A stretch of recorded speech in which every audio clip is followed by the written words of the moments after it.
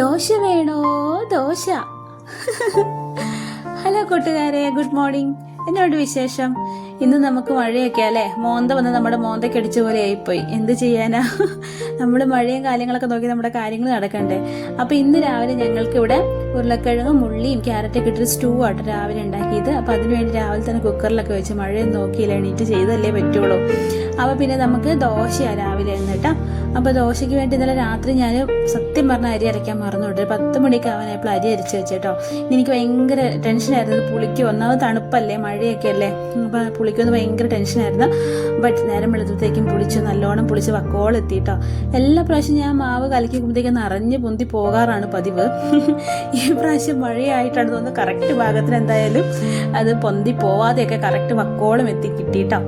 അപ്പം ഞാൻ അരി അരയ്ക്കുന്നത് ഉഴുന്നും കുറച്ച് ഉലുവയും ഒരു 1/4 ടീസ്പൂൺ ഉലുവ ചേർക്കും കേട്ടോ. പിന്നെ കടല ഉണ്ടല്ലോ, അതും കുറച്ച് ഇടും കേട്ടോ.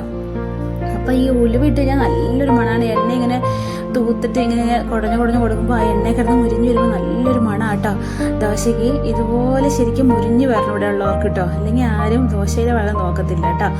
അപ്പം ചിലപ്പോൾ എണ്ണ ഒഴിക്കും, ചെറുതിനൊക്കെ നെയ്യ് ഒഴിച്ചു കൊടുക്കും കേട്ടോ. എനിക്ക് ആ നെയ്യ് അങ്ങനെ ഇഷ്ടമാണ്, പക്ഷെ കഴിച്ചു കഴിഞ്ഞാൽ ഇനിയും തടി വെച്ചാലോ, അതുകൊണ്ട് ഞാൻ കഴിക്കാറില്ല കേട്ടോ. പിള്ളേർക്ക് ഞാൻ നെയ്യ് ഒഴിച്ചു കൊടുക്കും കേട്ടോ, അല്ലെങ്കിൽ ബട്ടറോ ഇതിട്ട് കൊടുക്കും കേട്ടോ. അപ്പം ഇങ്ങനെ നല്ലോണം മുരിഞ്ഞ് വന്നാലേ കഴിക്കുകയുള്ളൂ. ഇവിടെ നല്ല ചൂടോടെ നമ്മൾ ചട്ടിയിൽ തന്നെ എടുത്തപ്പോൾ നല്ല ചൂടല്ലേ, ആ ചൂടോടെ ഇങ്ങനെ വെറുതെ ഇങ്ങനെ കടിച്ച് നല്ല രസമാണ്. നല്ല സോഫ്റ്റ് ആയിരിക്കും, നല്ല ക്രിസ്പി ആയിരിക്കും. പക്ഷെ കടിക്കുമ്പോൾ ഇങ്ങനെ കിരികിരാന്ന് സൗണ്ട് കേൾക്കണം, എന്നാലാണ് ഇവിടെ ഇഷ്ടമുള്ളൂ, എല്ലാവർക്കും ഇഷ്ടമുള്ളൂ കേട്ടോ. അപ്പം ഇതുപോലെ ആക്കിയെടുക്കുക, എന്നിട്ട് അങ്ങനെ കഴിക്കുക. എനിക്കതുപോലെ കഴിക്കാനാണ് ഇഷ്ടം കേട്ടോ. കറീൻ്റെ ഒന്നും ആവശ്യമില്ല കേട്ടോ, ഇങ്ങനെ ആ ഒരു മണവും ആ ഒരു ക്രിസ്മസും ഒക്കെ മതി കേട്ടോ കഴിക്കാൻ വേണ്ടിയിട്ട്. അപ്പം എനിക്ക് വേണ്ടി ഞാൻ എടുത്താ കേട്ടോ 3 ദോശ എടുത്തേ. പിന്നെ കറി എടുത്തു കേട്ടോ.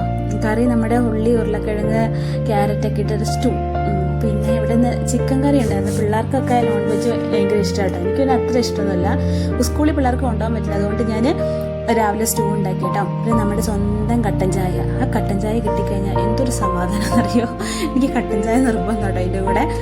അപ്പം 3 ദോശ എടുത്തു, കറിയൊക്കെ എടുത്തു. നിങ്ങളൊക്കെ എന്താ രാവിലെ കഴിച്ചേ? പിന്നെന്താ, ഞാനിതാട്ടോ കഴിച്ചത്. പിന്നെ ചൂട് ചായ കുടിച്ച് ഇങ്ങനെ ഇരിക്കുന്നു. പിന്നെന്താ വെച്ചിട്ടുണ്ടെങ്കിൽ എനിക്ക് പറഞ്ഞ പോലെ കറി കൂട്ടി കഴിക്കണമെന്നൊന്നും ഇഷ്ടമല്ല കേട്ടോ. ഇങ്ങനെ നല്ല ചൂടോടെ ഒരെണ്ണം എടുത്തിട്ട് അങ്ങ് മടക്കി പിടിച്ചിട്ട് അങ്ങ് കടിക്കണം.